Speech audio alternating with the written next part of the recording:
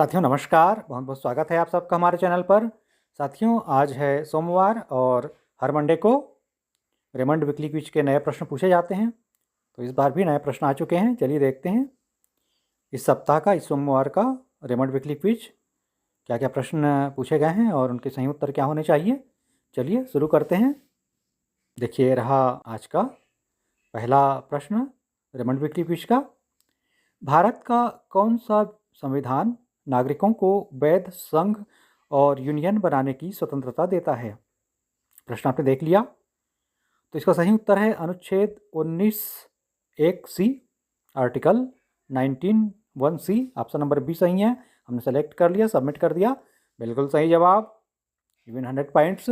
चलिए आज का दूसरा प्रश्न देखते हैं। जब बाबरी मस्जिद गिराई गई थी उस समय उत्तर प्रदेश के मुख्यमंत्री कौन थे?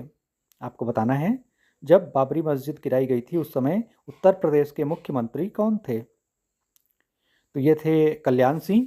ऑप्शन नंबर डी सही है, हमने सेलेक्ट कर लिया, सबमिट कर दिया, बिल्कुल सही जवाब। चलिए आगे बढ़ते हैं। अगला प्रश्न पूछा गया है, भारत कितने देशों के साथ अपनी भूमि सीमा साझा करता है? आपको बताना है भारत कितने देशों के साथ अपनी भूमि सीमा साझा करता है। तो इसका सही उत्तर है 7 देशों के साथ। ऑप्शन नंबर ए सही है, हमने सेलेक्ट कर लिया, सबमिट कर दिया, बिल्कुल सही जवाब, यू विन 100 पॉइंट्स। चलिए आगे बढ़ते हैं अगले प्रश्न की ओर। अगला प्रश्न पूछा गया है, दुनिया का सबसे बड़ा गर्म मरुस्थल कौन सा है? आपको बताना है दुनिया का सबसे बड़ा गर्म मरुस्थल कौन सा है। तो सबसे बड़ा गर्म मरुस्थल है सहारा मरुस्थल, Sahara desert. Option number C में दिया गया है, हमने सेलेक्ट कर लिया और ये देखिए सबमिट कर दिया, बिल्कुल सही जवाब, यू विन 100 पॉइंट्स। चलिए अगले प्रश्न की तरफ चलते हैं। अगला प्रश्न पूछा गया है, राज्य में पंचायतों के चुनावों को कौन नियंत्रित करता है? राज्य में पंचायतों के चुनावों को कौन नियंत्रित करता है? तो इसका सही उत्तर है राज्य निर्वाचन आयोग, state election commission. Option number C सही है, ऑप्शन नंबर सी हमने सेलेक्ट कर लिया, राज्य निर्वाचन आयोग, और सबमिट कर दिया, बिल्कुल सही जवाब। इस तरह से 100 पॉइंट्स मिल गए। चलिए आगे बढ़ते हैं, अगला प्रश्न देखते हैं। प्रश्न क्रमांक 6वां, 2023 में दुनिया में सबसे उच्च जीवन प्रत्याशा वाला देश कौन सा है? 2023 में दुनिया में सबसे उच्च जीवन प्रत्याशा वाला देश कौन सा है?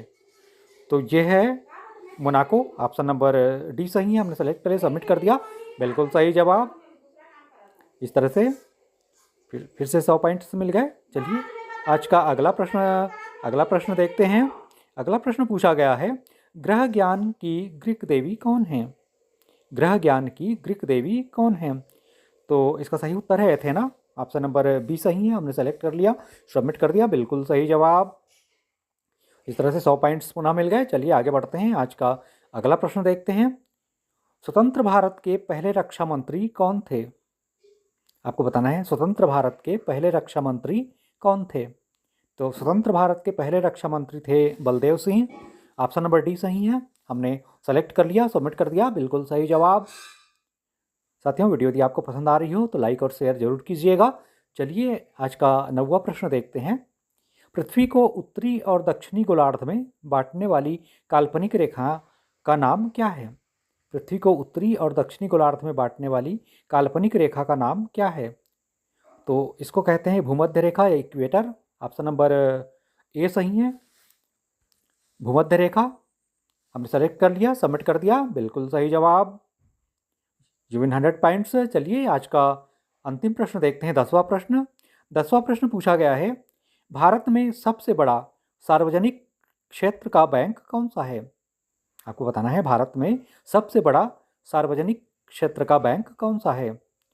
तो इसका उत्तर है भारतीय स्टेट बैंक, SBI।